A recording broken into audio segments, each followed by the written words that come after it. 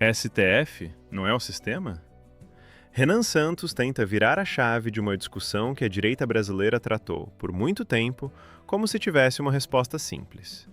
Para ele, o tribunal é parte do problema, mas a engrenagem que prende o cidadão comum é mais antiga, mais espalhada e muito mais próxima da vida real do que Brasília. A pergunta é se atacar o STF basta para ser antissistema, ou se o verdadeiro confronto está nos municípios, na pobreza, no crime e na dependência política que muita gente vive todos os dias. Fique até o final, porque a tese mais forte aparece quando Renan troca a briga institucional por um exemplo concreto do Brasil real. Aí entra essa coisa, né? Porque agora eu também, boa parte da galera quer criar o candidato antissistema. E eles acham que ser antissistema é dar uns chiliques contra o STF. Meu amigo, assim, o STF não é o sistema. O quê? Vamos partir da lógica do sistema. O sistema é um mecanismo relacional. Puxa, eu tô com o Orlando aqui, não tô falando de coisas complexas. Podia ter um Orlando aqui. Será que eu trago o Orlando aqui ou não? Ou ele tá cansado? Eu posso trazer daqui 15 minutos então, Orlando? Então, beleza, daqui a pouco tem o Orlando junto. Porque eu vou trabalhar aqui, o Orlando vai lá e ele vai me criticar. Igual ele fica falando mal. O Orlando me deu nota 3 nas minhas sabatinas, e outra ele deu 2,5. Caramba. Não. 3 de 5 ou 3 de 10? 3 de 10. Nossa senhora. E outra 2,5. Tá bom. Né? E aí o que é um sistema? É vamos dizer, um mecanismo relacional complexo. É isso. E que ele, vamos dizer, ele tem os seus próprios sistemas internos de manutenção e de incentivos e recompensas. E que, na prática, compreendê-lo e acessá-lo não é para todos. A gente pode descrever assim, o que seria o nosso sistema. Pois bem, a base do sistema é política. E o STF é uma adaptação desta lógica recente. É uma adaptação de 2012, tá?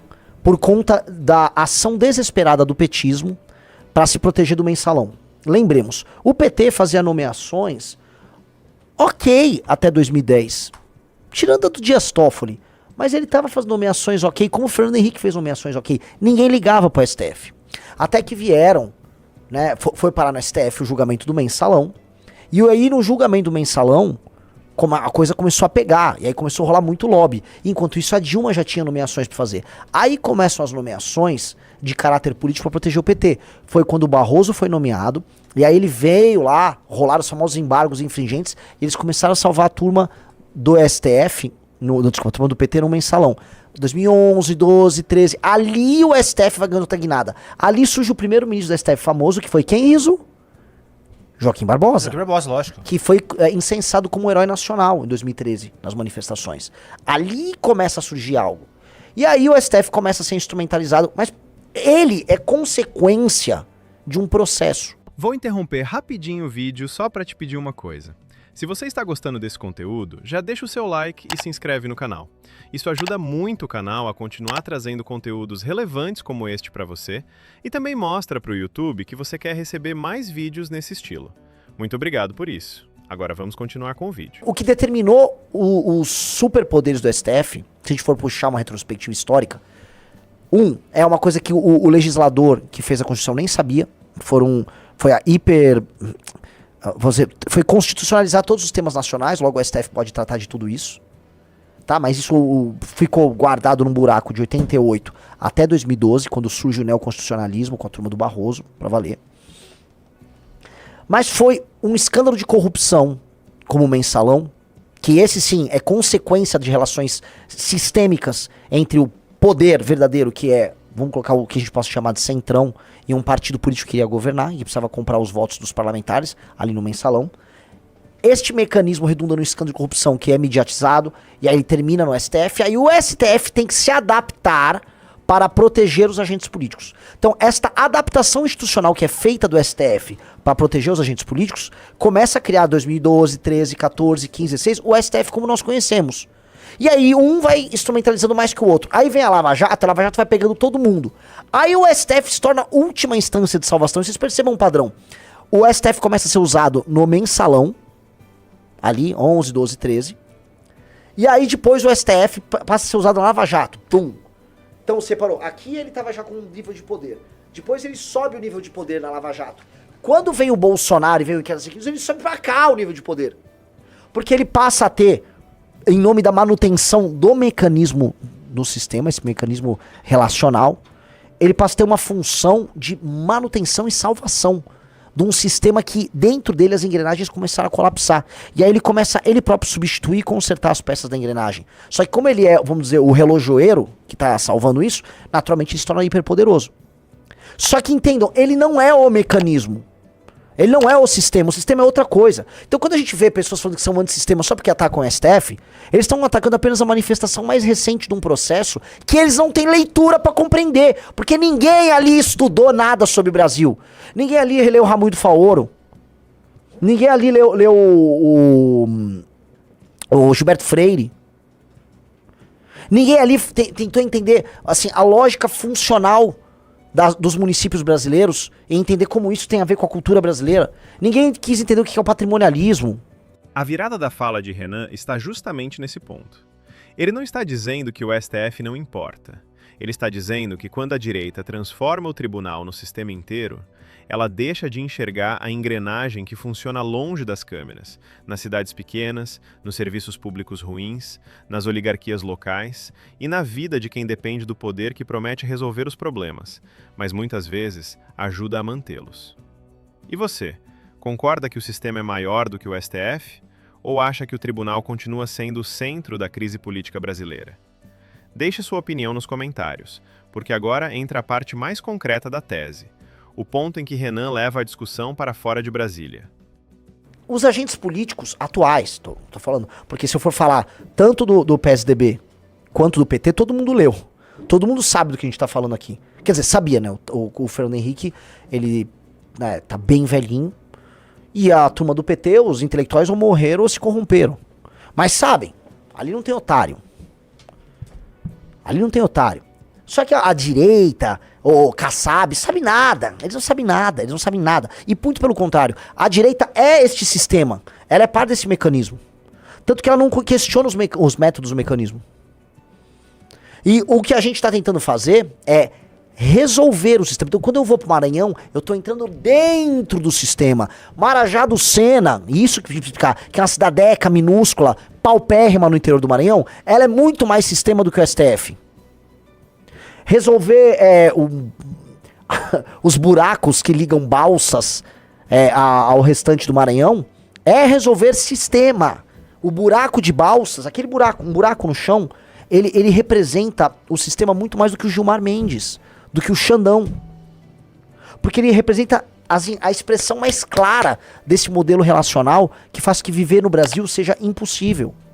Então ser antissistema é resolver isto, que é o verdadeiro sistema. Que é o sistema de incentivos políticos, que é a lógica, a cultura política brasileira que impede o Brasil de ser um país grande. E isto é ser antissistema. E aí os caras acham que o ser antissistema é um branding que você faz fazendo críticas ao STF. Entenda uma coisa, cara. Eu vou falar uma coisa meio cruel. O STF é um problema concreto, é um problema real, tá? É um problemaço concreto e real. Tá? Mas o povão na rua não está ligando pro STF. As pessoas estão com outros problemas concretos, tipo assim, não tem coleta de lixo na casa deles, o bairro deles está tomado pelo crime organizado, eles não conseguem comprar coisa, eles estão pobres. E eles não relacionam isso com o STF. O STF é um tema de classe média voltado para idosos bolsonaristas. E eu não nego que o STF seja um problema. Eu estou falando que, do ponto de vista político no Brasil, as pessoas têm outras prioridades. Por quê? Porque o sistema, que eu estava descrevendo aqui pra vocês, dói neles em muitas coisas. O sistema dói neles de não ter coleta de lixo, de morar num lugar que tem favela, de ser tomado pelo crime organizado no teu bairro, de ser... não ter poder de compra, de não ter acesso à justiça, de ter uma educação merda. Entendeu? Então, é real. Se você for numa cidade pequena, que a vida é uma merda, e graças a Deus eu tô tomando uma surra de Brasil, eu tô tomando um banho de Brasil todas as vezes que eu faço. Ninguém tá falando do STF. Ninguém tá falando do STF. Ninguém tá falando. Zero. Ninguém tá falando. Ninguém tá. Entendeu? Isso não existe. E às vezes eu converso com muitas pessoas ao redor do Brasil, vou trocar ideia e tal, e as pessoas me trazem essa discussão. Não, Renan, cara, você só tem que falar com essa... Cara, eu organizei 4 manifestações em que eu pedi prisão de 2 ministros do STF. Nossas posições sobre isso são bem claras. Tá? Agora, os problemas do Brasil são maiores do que isso. Não que isso não tenha que ser resolvido. Assim como, por exemplo, inflação tem que ser resolvido, renúncias fiscais tem que ser resolvido, a taxa de juros tem que ser resolvida. Né? O grande problema, vamos dizer, do aumento da dívida brasileira, da insolvência do Estado brasileiro, dos grupos de pressão que sequestram o Estado brasileiro, tudo isso também impacta. Você chega da base do sincericídio, você dá um tapa na cara do eleitor e fala bem assim, olha, a sua cidade é uma desgraça completa, cara. Vocês tomaram decisões erradas durante 30 anos e a gente precisa fazer um jeito aqui pra vocês não errarem mais. Pô, você chegou a dar um tapa na cara de todo mundo e aí a pessoa fala, quem aceitou isso, quem comprou essa tese, vai comprar de todo. É lógico. Porque essa é uma parte boa. Como você não tá chegando lá tentando agradar, falando bem assim, rapaz, vocês são tão inteligentes, não sei como que chegaram nessa situação de ter um urubu lá na sua casa, sendo vocês tão bons no que fazem. Você tá falando outra coisa, que é vocês tomaram decisões erradas. A elite política que você colocou no poder tá te roubando, amigo. Como você não está tentando fazer do caminho contrário, significa que quem aceitar o que você falou vai aceitar tudo que você falar dali, como do projeto. Porque ele vai entender que é um projeto diferente, fora do quadro institucional que estava dado antes. Exatamente. Porque, assim, até tem um sistema de relações bem interessante pro político que vai pagar pau. Vamos supor que eu cheguei em Pinheiros, lá no Maranhão, que você deu a descrição lá do Urubu, e um político normal ia falar, ô, cidade boa, povo bom, tá legal aqui, podemos fazer mais, estamos juntos por uma cidade melhor. E aí a população já ganhou o jogo. Ela falou, entendi que você veio aqui fazer a moral, agora o que você vai me dar? Me dá um aqui. Exato. Eu entendi que você veio me iludir, então eu finjo que eu gosto, você finge que gosta de mim, você me dá alguma coisa aqui, eu divulgo você, falo que é bom e jogo que segue. O que a gente tá fazendo é o oposto. Eu tô indo falar, ó, tá uma merda, tá? A vida tá um horror aqui. E eu não vou te dar nada além de de dignidade. É o que eu vou te dar. Aí o cara... Tá. Esse cara foi honesto comigo. É. Porque se não é isso, o cara vai virar pro político que é vaselina. Tá, então me dá um. Porque eu tô entendendo que você tá me enganando. Você vai ganhar alguma coisa com isso, eu também quero ganhar. Eu não vou ficar de trouxa nessa história. O papo é muito reto. Muito reto. As pessoas não são otárias. Então eu tô tratando essas pessoas como pessoas espertas, que quando vendem o voto, não vende porque é trouxa. Vende porque entende o jogo, minimamente. Entende porque ela não acha que o político é um deus. Ela acha que o político tá ganhando dele ali também e ela não vai ficar de fora. Então eu tô avisando, ó, eu não vim comprar você, tô avisando que tá uma bosta, vai ter que mudar isso, inclusive vou proibir o que você tá fazendo, tá? Exato. Alguns vão virar e falar, olha, ele tem um ponto. A força dessa tese está em tirar o debate da bolha institucional e levar a palavra sistema para a vida comum. Para Renan, ser antissistema não é apenas repetir uma guerra contra o STF, mas enfrentar a estrutura que prende o eleitor no medo, na pobreza, na dependência e no abandono local. Essa é a provocação que fica.